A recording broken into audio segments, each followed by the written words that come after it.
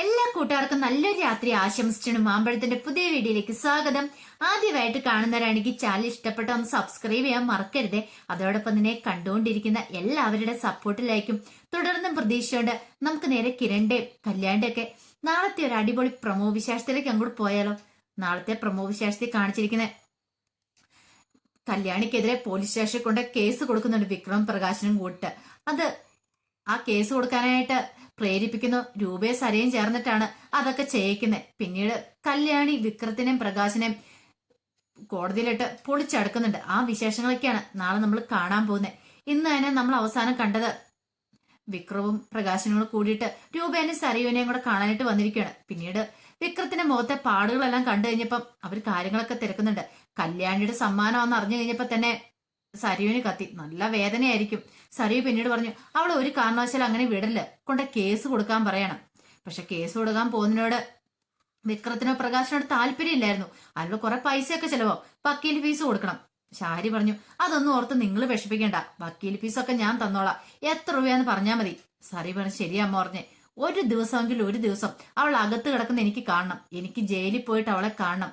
എന്താന്ന് വെച്ചാൽ നിങ്ങൾ ചെയ്തോ, ഏറ്റവും നല്ല വക്കീലിനെ തന്നെ നിങ്ങൾ ഏർപ്പാടാക്കിയോ. അവൾ ഒരു കാരണവശാലും ഇനി പുറത്തിറങ്ങല്, കുറച്ച് നാളെങ്കിലും അവൾ ഉള്ളേ കിടക്കണമെന്ന് പറയാണ്. ഇപ്പൊ തെളിവുകളൊക്കെ കിട്ടൂലല്ലേന്ന് ചോദിക്കുന്നുണ്ട്. ഇത് കേട്ടപ്പോ വിക്രം പറഞ്ഞു തെളിവുകളൊക്കെ കിട്ടും, എന്നെ അടിക്കുന്ന കണ്ട ആൾക്കാരുണ്ട്, അവരെ പോയി കണ്ട് കാര്യങ്ങളൊക്കെ പറയുകയാണെങ്കിൽ അവരെന്നെ സപ്പോർട്ട് ചെയ്ത് നിൽക്കുള്ളൂ പറയാണ്. പിന്നീട് പ്രകാശനും വിക്രമും നേരെ പോലീസ് സ്റ്റേഷനിലേക്ക് പോകുന്നുണ്ട് കേസ് കൊടുക്കാനായിട്ട്. അങ്ങനെ ചെന്ന് കഴിയുമ്പോ തന്നെ SI ചോദിച്ചു എന്താടാ നിന്റെ കവളത്ത് നല്ല ആരാണ്ട് കൈവച്ചിട്ടുണ്ടല്ലോ, നല്ല പാടുകളൊക്കെ ഉണ്ടല്ലോ എന്ന് പറയാണ്. പിന്നീട് പ്രകാശം പറഞ്ഞു അത് സാറേ അതിന്റെ ഒരു പരാതി തരാൻ വേണ്ടി വന്നെന്ന് പറയാം. പരാതി? എന്ത് പരാതി? എന്റെ മോനെ ഒരുത്തി ഉപദ്രവിച്ചു സാറേ എന്ന് പറയണം. ഒരുത്തി ഉപദ്രവിച്ചോ? എടാ നാണമില്ലേടാ കണ്ട പെണ്ണുങ്ങളെയൊക്കെ തല്ലി മേടിച്ചോണ്ട് വന്ന് പരാതി തരാനായിട്ട് എന്ന് ചോദിക്കുമ്പോഴത്തേനും വിക്രത്തിനൊരു നാണക്കേടായിപ്പോയി. വിക്രം തല കുണിച്ചിരിക്കും. പ്രകാശം പറഞ്ഞു അവനെ തല്ലിയത് വേറെ ആരുമല്ല, അവന്റെ സ്വന്തം സഹോദരി തന്നെയാ, അതുകൊണ്ട് അവൻ അനങ്ങാതിരുന്നേ. വേറൊരാളായിരുന്നെങ്കിൽ അവളെ അവൻ കാണിച്ചു കൊടുത്തേനെന്ന് പറയാണ്. SI പറഞ്ഞു നിന്റെ കയ്യിരിപ്പ് അത്ര നല്ലതൊക്കെ തന്നെയാണല്ലോ, ഞങ്ങൾക്കറിയാത്ത കാണുന്നുവല്ലോ നീ, ഇതിനു മുമ്പ് നീ ഇവിടെ വന്ന് കിടന്നിട്ടുള്ളതല്ലേ, അങ്ങനെയുള്ള നിനക്കിട്ട് ഏതെങ്കിലും പെണ്ണ് തല്ലിയില്ലെങ്കിൽ അത്ഭുതമുള്ളൂ. നിന്റെ സ്വന്തം സഹോദരിയായത് നല്ല കാര്യം, ഈ തല മുമ്പേ നിനക്ക് തരുവായിരുന്നെങ്കിൽ നീ നന്നായെന്ന് പറയാ. സാറേ ഇപ്പൊ ഞങ്ങൾ തന്ന് പരാതി തരാൻ വേണ്ടിയിട്ടാ, അല്ലാതെ ഞങ്ങൾ ഇവനെ ഇങ്ങോട്ട് കൊണ്ടുവന്നല്ല, ഞാൻ ഇവനെ ഇങ്ങോട്ട് കൊണ്ടുവന്നല്ല, ഇവന് കുറ്റം ചെയ്തിട്ട് വന്നതല്ലെന്ന് പറയാണ്. അവസാനം ശരി ശരി പരാതി എഴുതി കൊടുത്തിട്ട് പൊക്കോളാൻ പറയാണ്. അങ്ങനെ വിക്രം കല്യാണിക്കെതിരെ പരാതി എഴുതി കൊടുത്തിട്ടൊക്കെ പോകുന്നുണ്ട്. പിന്നീട് പോലീസ് കേസ് ആയതുകൊണ്ട് കല്യാണിന്റെ കോടതി ഹാജരാവാനായിട്ട് ഉത്തരവിട്ടു. അങ്ങനെ കല്യാണി കോടതിയിലേക്ക് പോവാണ്. അപ്പൊ കല്യാണി കോടതി ചെന്ന ഉടനെ കല്യാണിനെ അങ്ങോട്ട് കൊണ്ടുപോയി ജയിലിലേക്ക് ഇടും. ആ ഒരു പ്രതീക്ഷയായിരുന്നു വിക്രത്തിനും പ്രകാശനും ഒക്കെ ഉണ്ടായിരുന്നത്. അത് മാത്രല്ല സരുവിന്റെ ശാരിയുടെ ഉള്ളില് അപ്പൊ അവന്റെ കരണമൊക്കെ അടിച്ചു പൊട്ടിച്ചിട്ടുണ്ട്. അപ്പൊ ആ പാടുകളൊക്കെ മതി, അങ്ങനെ കല്യാണി അകത്തൊക്കെ ആന്ന് വിചാരിച്ചിട്ടാണ് നേരെ കോടതിയിലേക്ക് ഇവരും ചെല്ലുന്നത്. അങ്ങനെ കല്യാണി കോടതിയിൽ അവിടെ ചെന്ന് ഇറങ്ങി കഴിയുമ്പോഴത്തേനും വിക്രം അവിടെ നിൽക്കുന്നുണ്ട്. വിക്രത്തിനെ കണ്ട ഉടനെ കല്യാണി അങ്ങോട്ട് ചെല്ലുവാണ്. കൂടെ നമ്മുടെ പ്രകാശനും ഉണ്ടായിരുന്നു. വിക്രത്തിനെ കണ്ടു നാണമില്ലേടാ നിനക്ക്, എടാ ഇനിയെങ്കിലും നീ നന്നാവാൻ നോക്ക്, പരാതിയും കൊടുത്തോണ്ട് ഇറങ്ങിയിരിക്കുന്നു, നിന്റെ മനസ്സിലൊരു വിചാരം കാണും ഇപ്പൊ ഈ പരാതി കൊടുത്ത ഉടനെ എന്നെ അങ്ങോട്ട് കൊണ്ട് ജയിലിലേക്ക് കൊണ്ടേ തൂക്കിക്കൊല്ലുമെന്ന്, അതൊക്കെ വെറും തെറ്റിദ്ധാരണ മാത്രമാടാ, എന്താ സംഭവിക്കാൻ പോകുന്ന നീ കണ്ടോ, ഈ കല്യാണി ആരാ നീ അറിയാൻ പോകുന്നുള്ളൂ പറയാണ്. ഇത് കേട്ടെന്ന് പ്രകാശം പറഞ്ഞു എടി നീ കൂടുതൽ നിഗളിക്കണ്ട, നീ ആരുടെ നേരെ കൈപൊക്കിയാന്നറിയാവോ, എന്റെ മോന് നേരെയെന്ന് പറയണ. അതെ നിങ്ങളുടെ മോന് നേരെ കൈപൊക്കിയത്, നിങ്ങളെല്ലാരും പഠിപ്പിച്ച് പാസ്സാക്കിയിട്ട് ഇവനെ വല്ല കളക്ടർ ആക്കാനായിട്ട് നോക്കേണ്ടത്, എന്നിട്ട് ഇവനോ പഠിച്ച് പാസ്സായിട്ട് എന്താ ചെയ്തേ, ഒരു കള്ളനായി, ഇതിനേക്കാളും വലിയ നിനക്ക് ശിക്ഷ കിട്ടാനുണ്ടോ?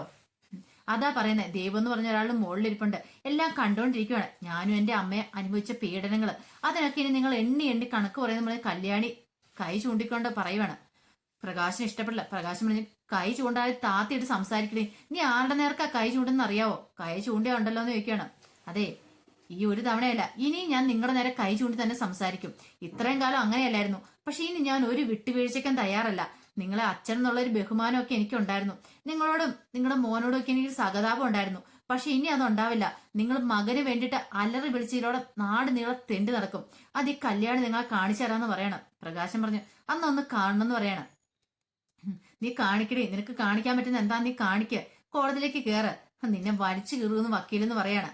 നല്ല ഒരു പേര് കേട്ട വക്കീലിനെ തന്നെ ഏർപ്പാടാക്കിയിരിക്കുന്നേ. ഇന്ന് നിനക്ക് പുറത്തിറങ്ങാൻ പറ്റില്ലെന്ന് പറയണം. കല്യാണം പറഞ്ഞു നമുക്ക് കാണാം. പിന്നെ ഇവൻ ചെയ്ത കുറ്റങ്ങളൊക്കെ ഉണ്ടല്ലോ, ഇവന്റെ കർണം അടിച്ചു പോച്ച എന്തിനാന്നുള്ള കാര്യങ്ങൾ അറിഞ്ഞു കഴിഞ്ഞിട്ടുണ്ടെങ്കിൽ നിങ്ങൾ ഇനി തല ഉയർത്തി നടക്കില്ല എന്ന് പറയണം. പ്രകാശന അത് കേട്ടപ്പോ ഒരു അന്താളിപ്പുണ്ടായി. ഇനി ഇവൻ എന്താ ശരിക്കും ആൽബിയുടെ തലയടിച്ച് പൊളിച്ച് ഇവനാണോ ഒരു ചിന്തയും കൂടെ ഉണ്ടാകുന്നുണ്ടായിരുന്നു. പക്ഷെങ്കിൽ പ്രകാശൻ അത് പുറത്ത് കാണിച്ചില്ല. അങ്ങനെ വിക്രം ആദ്യം കയറി കോടതിയിലേക്ക് കയറുവാണ്.